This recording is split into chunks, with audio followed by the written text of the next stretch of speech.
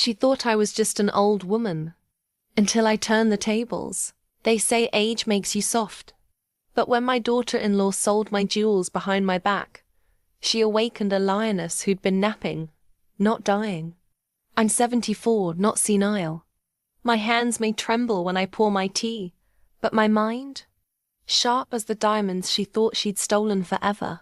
Let me take you back. My son married Clara 5 years ago. Pretty face, polite words, plastic heart. She was sugar to his face and vinegar behind closed doors. But I let it go. For his sake. Then, one morning, I noticed my jewelry box had been tampered with. The ruby brooch my husband gave me on our 25th anniversary. Gone, my mother's emerald ring. Vanished. When I confronted her, Clara laughed. Actually laughed. You don't go anywhere. You don't need them. No apology, no shame. Just arrogance. She sold them all to fund a spa retreat. For herself. That's what I knew. She had to learn. And I don't mean a slap on the wrist. I mean legacy-shattering payback. What Clara didn't know is that I was once a high-end antiques dealer in Italy. I spent decades appraising heirlooms, spotting fakes, and, most importantly, forging flawless replicas for museum displays. It wasn't just a job. It was a skill set I'd buried. Until now. Over the next few weeks, I got busy.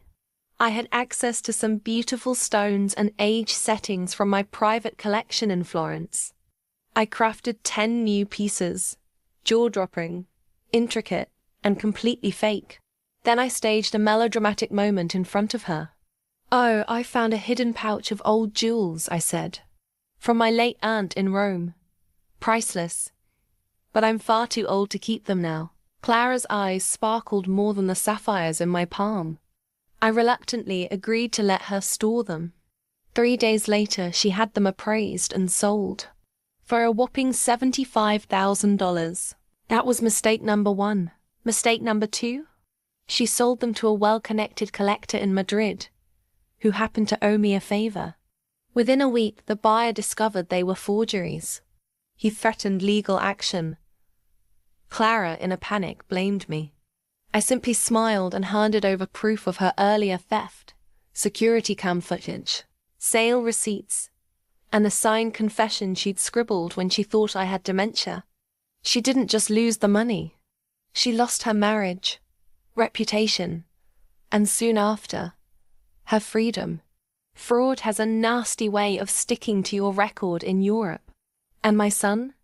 He was heartbroken, but he saw her true colors.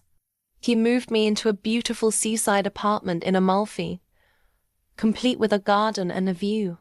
Sometimes people forget the quiet ones are the most dangerous. I didn't scream. I didn't beg. I just waited, and struck with style. Revenge, darling, is best served with aged wine and velvet gloves. Like stories where karma hits hard and fast. This is just the beginning. Subscribe to my channel for more real-life revenge stories that will leave you speechless. Turn on notifications and enjoy.